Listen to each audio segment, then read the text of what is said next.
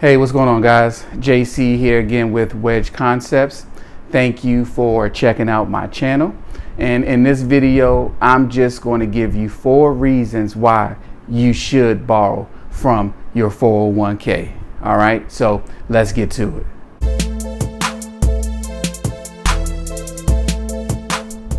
From the very beginning, I remember always hearing that you should never borrow from your 401k.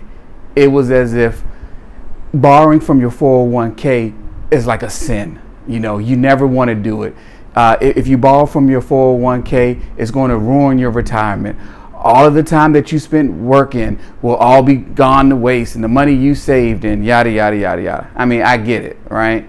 They try to tell you if you are going to borrow from your 401k, look at other alternatives, meaning, check out your emergency fund, go into your savings, look at using credit cards or a personal loan.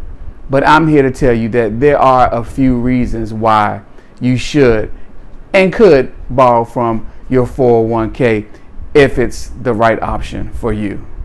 There are going to be times when borrowing from your 401k is going to actually make sense, especially for short-term type loans that you definitely can repay back, and that way it will have minimal, if any, impact on your retirement progress. So before I get started giving you the 4 reasons why you should borrow against your 401k, I want to make sure that we all understand that even though I'm saying 401k loan or a loan against your 401k, this is not really a loan, if you understand what I'm saying. You're not actually reaching out to a lender. There's going to be no credit check. It's not going to be a hard inquiry.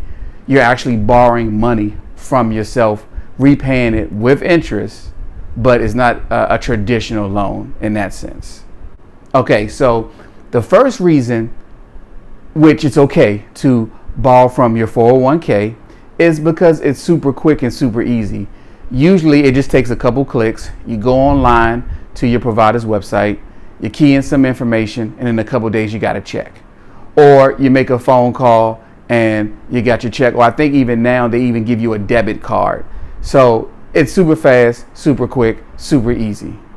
The second reason is that the flexibility that they give you to repay it back, usually they give you about 5 years, which I'm sure should be way more than you need depending on what you're taking out.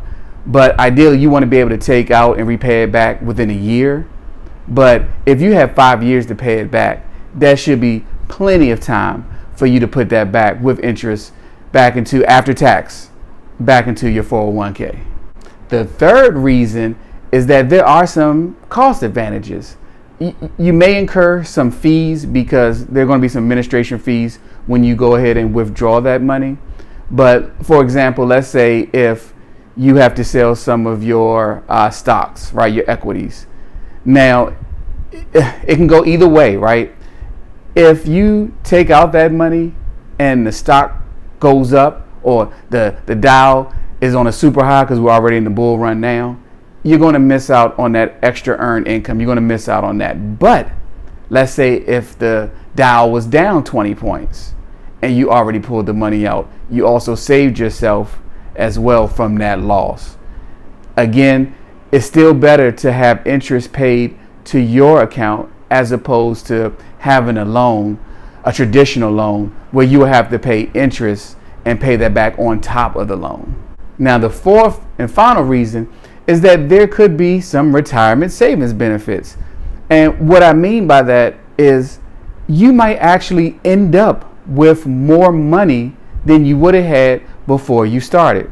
Again, it's not going to happen 100% of the time, but if you take out $10,000 and you pay it back plus interest within 1 year, depending on the how volatile the stock market is, then you might actually be in better shape. As everybody else is losing money, you could end up with actually more than what you started with.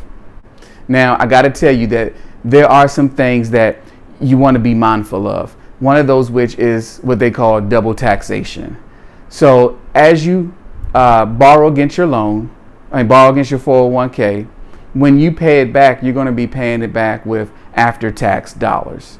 And then once you are in retirement, then you're going to be taxed again, because as you withdraw that money, it's going to treat it as income and you'll be taxed accordingly. The second thing, or the other thing that you want to be mindful of, is if you change jobs while you still have a loan out or a balance that hasn't been fully paid. That can be kind of tricky, because hopefully your provider will allow you to go ahead and roll it over into a traditional IRA account, or hopefully to another job if you go there.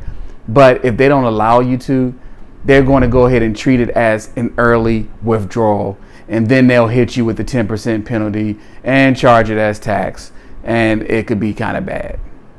The last thing you want to make sure you look out for, and I'm sure there's going to be more things, but just to keep an eye out, is that some providers, you definitely want to call them and check with them. They may not let you contribute to your 401k until it's back up. So check it out. So let's say they don't let you contribute until it's back up to $10,000 because you took out $5,000. Now this gives you more time, even though it's after tax money, that as soon as you get paid, you can put that money back into your account and help pay that loan back faster. But definitely check out to see if they allow you to continue to contribute while you have out a loan. Now, of course, ideally, you don't want to borrow from your 401k if you don't have to. You want to use your savings. You want to plan for certain things, but let's be real. The future, no one can predict it. You never know. If it's something short term, let's say if you're putting money down for a house, absolutely. If you got to put down $25,000 to secure your first house or whatever the case may be, then definitely go ahead and do it. But for everything else, you definitely want to just have your money set aside, have it planned. Don't use your 401k for small change stuff.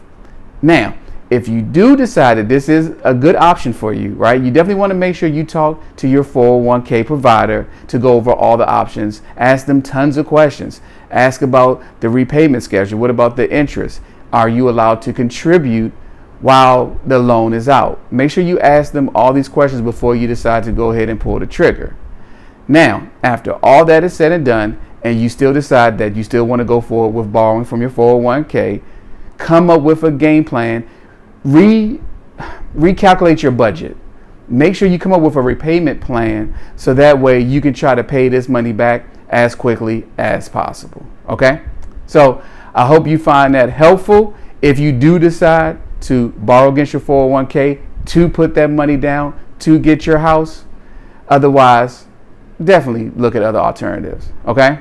So go ahead and click the subscribe, click the like button, leave me a comment, let me know. When you got your house, did you take out or borrow from your 401k, or did you just go ahead and have money set aside, you planned for it? I'm just curious to know. Just let me know. And of course, check out my other videos and let's build together. All right? Take care.